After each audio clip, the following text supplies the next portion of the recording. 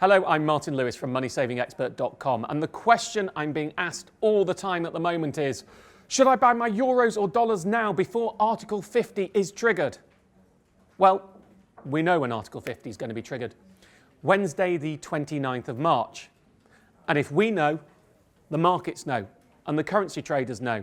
And if they know something, they've already factored that into the price. So the date that Article 50 is being triggered actually is relatively meaningless for currency moves. Yes, it might move on the day, probably because of other reasons, but if it does move, we won't know whether it's going to go up or down. And the real question most of you are asking me is, should I be getting my holiday cash now or waiting until I go on holiday? Well, again, I'm afraid that's unanswerable, and anyone who tells you they know the answer is a liar, unless they say it's definitely going to go up, down, or stay the same. I'll say that. It's definitely going to go up, down, or stay the same. That's all we know. So instead, what you have to do is two things.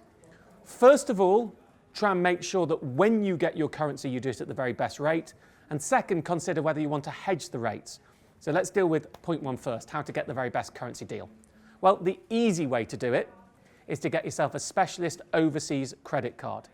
Now, normally when you spend on plastic, there's what's called a non-sterling exchange rate fee. It's around 3%. So if you buy something that costs £100 worth of euros on your credit card or debit card, you'll pay £103 for it because of that extra fee, and then maybe cash withdrawal or spending charges on top.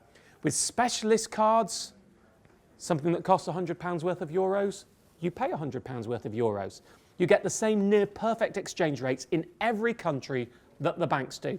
Top picks are cards like the Halifax Clarity or the Creation Everyday card. Just remember, of course, to make sure that you pay the card off in full at the end of the month, or, well, you're going to be charged interest and that defeats the point. You can read more about that in the guide itself. But when you spend on one of those specialist cards, it's important to understand you're getting the rate on the day that you spend it. So that takes out those currency smooths, but it also means if the rate were to get worse from now on, waiting would have been a problem. The other way to do it is to get yourself a prepaid travel card. Then you get the rate on the day you load money up. So you could put money onto one of those now, and then use it when you go on your holiday. And again, full details of all the different various cards, like the Revolut cards and others that are good, are in the guide. And the third way, of course, is to get yourself the best travel cash for when you go. Well, you can use Travel Money Max to find the best rate for the country you're going to and the amount that you're looking to spend.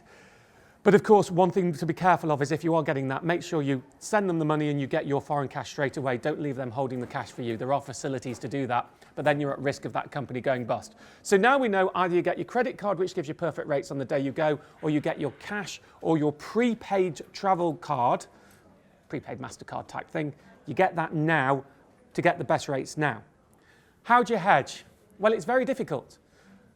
Otherwise, you're predicting the market. Now, what you could say is if you're happy with the rate now and you'd be happy to have that on your holiday, you just get it all now. Then you close your eyes to whatever happens afterwards and say, I'm happy with this rate. If the rate gets better, well, I was happy with the rate I got. If the rate gets worse, I've done rather well. Or equally, another easy solution. Get half the money you think you'll need now, either in cash or on a prepaid MasterCard or prepaid travel card. And then for the rest of it, get your specialist cheap overseas spending credit card for when you go and spend the rest there.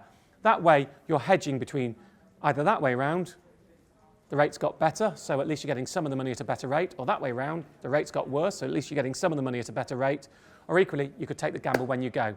The honest answer is, there is no right answer.